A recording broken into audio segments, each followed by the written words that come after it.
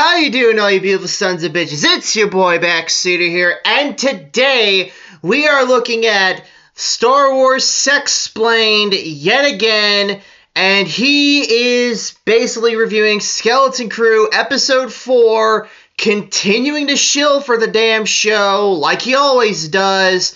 So let's just stop fucking wasting time. Let's just jump right into this shit right away, shall we? Because it's just more of the fucking same with this motherfucker. Let's go.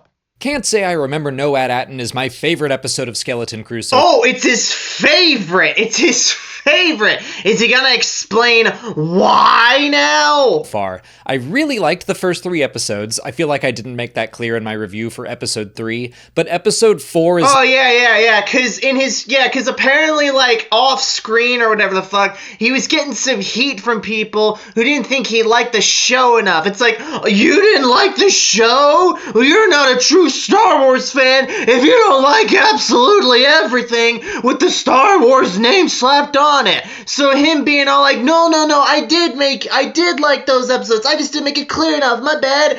Disney, please keep sending me fucking access. Please keep flying me out to fucking premieres, even though, like, I run a fucking failing ass YouTube channel that, like, look at this. He has 810,000 subscribers, yet this video, 9 days old, gets about 35,000 views. Fucking pathetic. He's a failing fucking YouTuber. Most of his subs are fucking dead subs right there. I do not believe all fucking 810,000 he has still watches fucking garbage. That's why he is freaking being all, oh no, I did like the show, because he's a fucking Disney shill who wants access, and he knows that he doesn't have any true fans of his YouTube channel. You suck, Alex! It's like exactly the kind of episode I love to see. We got a new Why? adventure on a new-ish planet that raised new questions while also providing some... So it's basically just more J.J. Abrams' fucking mystery box, is it? Yeah, of course that's what it fucking is. Because Disney can't fucking build a good fucking overarching question in a show without relying on these stupid-ass mystery box. And it sucks that we are in 2024, 20 years removed from J.J. Abrams' magnum opus of Lost, and people are still falling for his same tricks over and over. Pisses me off, man. Solutions for our heroes, and we got some solid character development for every character. No. But the focus was definitely on Neil, Little piece of shit. which was a joy. And it was all wrapped up in a great Star Wars-y bow. No. I thought it was great, so let's dive into this episode scene by scene. Right away, the Onyx Cinder arrives at a nice-looking planet surrounded by a green nebula with some strange-looking satellites scattered about. It kinda had me convinced they truly made it home in only 4 episodes, but since we know this is a different planet, I'm gonna speculate a bit. I think those broken down satellites are the red lights you can see in Attin's barrier at night. I've been guessing the barrier is some sort of artificially made nebula or protective substance that keeps the planet hidden. Maybe some or all of the satellites around Attin. Alright, so explain. You're the one theorizing here. Why the fuck would the Republic want to keep these fucking planets hidden? From who? Why? What's the purpose? And it's like, oh, they have a bunch of fucking money on the planet? Well, you don't need to construct a whole freaking satellite network shield in order to fucking keep your fucking money hidden. That's just so stupid. Just store it in a fucking bank vault under max security and be real hush-hush about it. That seems like way fucking easier and less fucking resource intensive. This whole shit's just so stupid, and we don't even know why they're hiding it yet. Have stopped working, and that's why the barrier is only partially there. Whatever the case, I like that the kids can't really know that it's not their home because they've never seen it from space. Wim is unhappy to be ending his adventure so soon. I think he had fun blasting Kim's goons, aka X-Wing pilots. Yeah, and he nearly fucking killed them, remember that? It's like, yeah, casual murder! Fucking win, last man. week, but that's a perfect way to set up his journey for this week, because things get way more intense for all of them. The ship gets pulled into an autopilot sequence, which is strange, and it's not really addressed again. The kids don't know if it's normal, and Jod definitely thinks it's abnormal. There are a lot of mysteries surrounding Attin that I think we might address later in the series, but for now I loved the introduction to this new planet, because it had me asking myself a ton of questions. I was wondering if maybe this was at Attin, but everything outside of their little city had fallen completely into ruin and stuff like that. I loved how this opening kept... Wouldn't they fucking... Oh my god, that just... Oh my god, that is so fucking stupid. I'm not gonna... I wanna fucking get through this video. I don't wanna fucking just... Oh my god, you fucking retard. Me completely on my toes. The abandoned playground was spooky, and it was so cool seeing... Look at this shit. Who wants to fuck... Like, why is there a goddamn merry-go-round in fucking Star Wars? Why... Like, look at this. Is that a fucking jungle gym right there? Like, why is this normal-ass, everyday Earth shit in Star Wars? This shit shouldn't fucking be there, man. The ruins of the old suburban houses. I know I've said that's not really my Star Wars vibe in previous episodes. Yes, Alex, yes, yes, you know that. Good. Keep thinking that. Let that be on your fucking mind, because you know deep down, because I've said a lot about fucking Alex, but he knows his Star Wars. Alex, deep down, you know this shit isn't Star Wars. Keep thinking that. You have to stand against Disney. The sooner you stand against Disney, the better you will be, the better Star Wars will be, and the better everyone will be. First of all, I am over that. It's not truly detracting from the story. I said it too soon. He already fucking drunk the Kool-Aid, and now he's just gargling it. Shame, Alex! For me. But second, not only does it have good thematic meaning for these kids to come from the suburbs, but it's also such a distinct look within Star Wars that when you see it in ruins, it's unmistakable. Well, again, why can't this just fucking be... Okay, why can't their fucking little planet town or whatever just be like another fucking grassland, like fucking Dantooine from KOTOR? Why can't it be like Dantooine? Like, that would honestly be, like, I'm not saying they should be from Dantooine, God knows, Disney would just fuck that planet up, but it's just like, why can't they just be from like a normal ass prairie fucking planet, right? Why does it have to be motherfucking suburbs with a goddamn city off a ways? It's just stupid. No, I will continue to say this until Skeleton Crew gets canceled. Why the hell did the suburbs have to be in Star Wars? And raises even more questions. Hey, it's your very dry skin. I need 72-hour hydration with new CeraVe Intensive Moisturizing Lotion. Meanwhile, Fern makes Jod stay on the ship with SM-33, and whoever programmed him to be a baby... Oh, yeah. Just let the fucking kids wander off without their fucking... Without the fucking adult. Real fucking responsible, John. Backseater is hilarious. I genuinely can't tell if 33 knows he's being that funny. Like, is he trying to be all sassy, or does he just want to protect sweet little baby Jod? Who gives a damn? The droid pirate nanny catches his baby snooping around in the kids' stuff, which is fun. It looks like there's a space... This is fun. Fun. He's holding Jod up by the goddamn neck about to choke a bitch. Yeah, that's fun right there. Which is fun. It looks like there's a space Rubik's Cube in there, a recorder or... Does this look like a goddamn Rubik's Cube? It looks like a fucking Quidditch ball from Harry Potter, you dumbass! ...of some kind, and a Hollow of the Holiday special again that I was kinda hoping Jod would recognize and say he loved. But most importantly, he finds Wim's credits. Once Jod convinces 33 not to kill him again, he finds out the planet they're on is at Attin and thinks he can help him remember where Attin is. The title of this episode and 33's repeated use of the phrase had me psyched we would learn at least a little more about his history. Why? And I'm glad that's what we got. Why the hell do you want to know more about fucking 33? He's just a goddamn robot. That's all he's got going for him. I think this series series is doing a great job so Are you just like fucking Louise Julie in disguise? Cause only like that bitch gives a damn about SM33. Fucking Christ. Go back to OnlyFans, Louise Julie. You're not wanted on YouTube. far at teasing out the mystery, giving us breadcrumbs without giving it all away.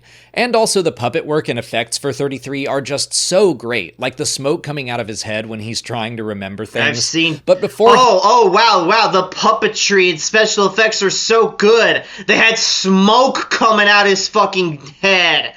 Oh, wow, never seen that. What's next? Is he gonna fucking move his wrist like this? He and Jod can step off the ship, they're captured by the Attin. Jod's, "You know what, just shoot me," was a great laugh, but I'm also a little suspicious of this interaction. I'll come back to that later. The kids find a statue of a man Wim names King No-Head. This is another Attin mystery that seems kind of important, even though they don't spend a lot of time on it. I wonder if this is a statue of the original supervisor of the Jewels of the Old Republic or something like that. Or maybe it was just there to set up the surprising attack. The conflict between the Troik and the Attin reminds me of the Obi-Wan and Anakin comic by Charles Soule, where the two Jedi wind up trying to resolve another generational conflict on another isolated planet, which is fun. Oh yeah, of course this motherfucker's read Disney shit comics, of course.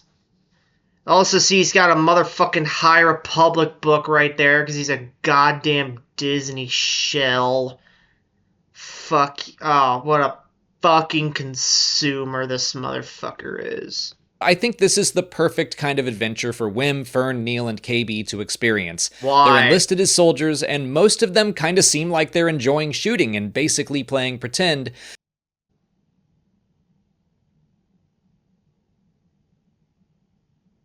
Does Alex support child soldiers?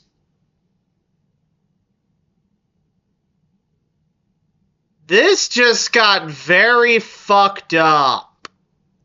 But Neil isn't interested because he's sweet and pure and perfect. He sees where the Troik live on the rooftops, and I want to point out that I see humans, Ithorians, Rhodians, and Vazuan, all the same species we see on Attin, but none of Neil's species, which is interesting.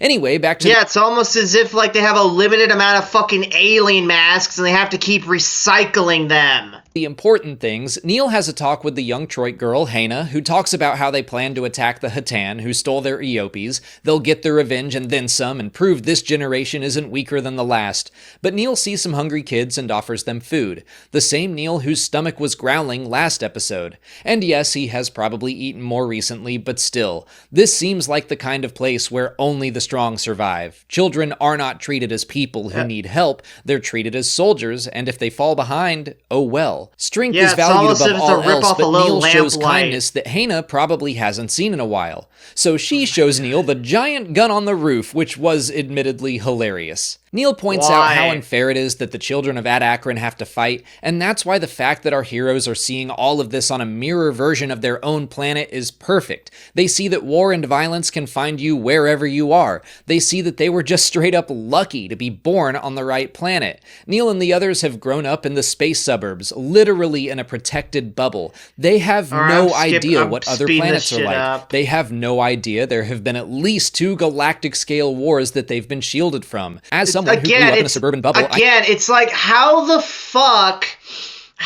fuck did they miss all this shit? Why the goddamn hell would they hide this from them? It's just so stupid, and the only way they can explain this shit away is if they have some gigantic ass pull.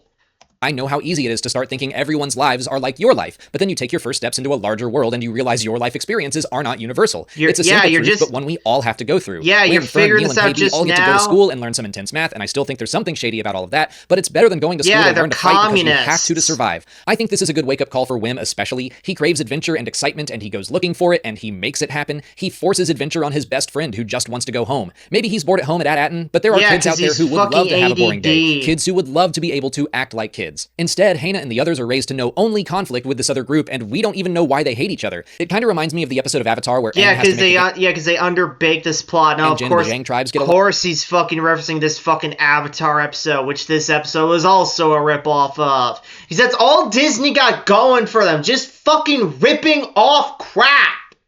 They had a generational hatred of one another because of a small misunderstanding 100 years ago, and everyone just dug their heels in instead of saying they were sorry. Not that every conflict can be resolved so easily, but if some Troik or Attin at some point had been willing to make peace, then they wouldn't have to raise their children as warriors. That's what Neil says he would do anyway, just say he was sorry, which is simplistic. Fucking Disney saying they're sorry for ruining Star Wars isn't gonna make up for what they've done. The damage is already done, so it's like this whole lesson of like, oh, just say sorry isn't gonna fucking cut it. Of course, but he just doesn't want people to hurt one another, and he thinks he's like that because he's just too scared to fight. Can we please have someone hurt Neil, please? I'm sick to death of this little fucker. Just get fucking Scorpion in there, have him yell, get over here, like shoot his fucking kunai at Neil's skull, and then when he yanks it back, Neil's head just pops clean off. Please, I'm sick to death of Neil. And I want to grab him by his cute little blue face and shake him and tell him to never grow up and to stay exactly like he is forever because he's not too scared. He is the bravest boy. What the fuck is wrong with you? Inside, KB shoots a bunch of cans like a pro, and Wim seemingly gives her first high five, which was delightful. The first 3 episodes moved so fast, we haven't had a ton of time to just let these kids hang out with one another and bond as a team. But that little celebration is short-lived because, of course, Wim takes the biggest blaster, cranks it all the way up, and throws himself back with the recoil, which General Strix takes to mean that they're all ready to lead them in battle. Strix is kind of a weird character because he doesn't seem evil, but I do think he is using the kids as cannon fodder. Like, I don't think it's something he wants to do, but a few extra soldiers that aren't his daughter fell into his lap, so why not treat them like pawns? But then when Neil hesitates, Hannah joins them, and Strix does not seem happy about that. While Neil is terrified but still pressing forward, he walks back what he said before about being too scared and realizes it's braver to make peace than to continue fighting. And fortunately, he doesn't have to because Jod... wouldn't make peace be a sign of fucking cowardice? It's like, oh shit, we can't win this war. We have to fucking surrender. Get the white flag. Get the fucking peace treaty ready. We can't win this. That's not a sign of bravery. That's a sign of cowardice, if you ask me. Conveniently saves the day.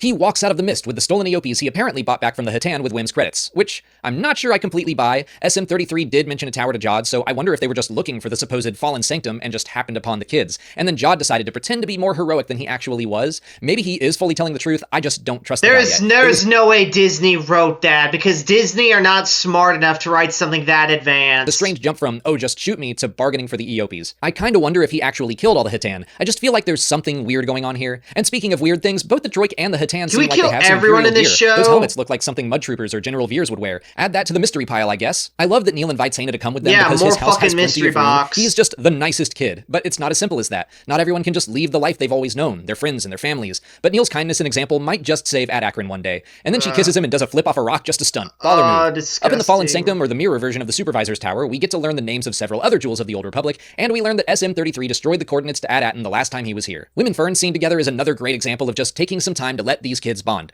Fern is always so stern and cold, but lets herself be vulnerable in front of the kid she is most annoyed with, and he admits how much he looks up to her. I love little moments like these. Honestly, with just about any new show, it does take me a few episodes to get into a groove with it. The kids were just meeting one another in the first 3, and everything was happening so fast, they haven't been given a second to catch their breath and actually become friends. And Jod wasn't part of the team until episode 3 either, but now he's starting to vibe with the rest of the characters too. Now that the whole cast is a somewhat functioning team on a mission, I find myself more settled into the series as a whole. The final moments of the episode were rad and just an excellent culmination of solid writing. Fern realizes SM33 remembers Attin, he just literally can't say he remembers. And she knows because we saw her override her own droid's memory. That was great. So 33's old captain found out where Attin was on Akron, destroyed the coordinates that led there, killed anyone else who knew where it was, erased it from 33's memory, and then told him to kill anyone who ever came looking. Which was just scary enough for a show like this to still give Neil his big hero moment, and yet another wonderful Neil scream, and then a Neil faint, which was adorable. Robert Timothy Smith. Oh my god, please stop complimenting the fucking kids for being adorable, you fucking creep!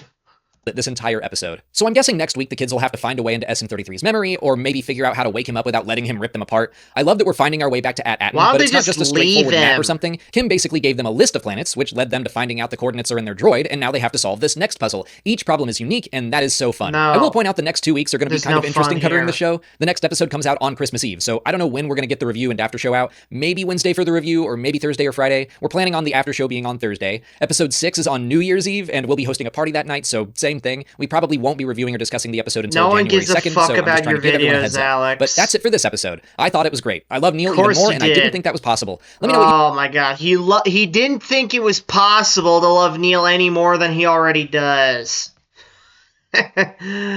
Fucking pathetic, man. Let's see what the fucking comments say. No, it wasn't. It was just poorly shot. Who the fuck cares? There we go. Let's see here. The Steadicam. No, it wasn't. Just poor camera work. That makes no sense since the Republic isn't an organization that would do evil's shit like that. There we go.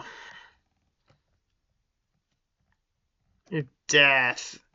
That makes no sense.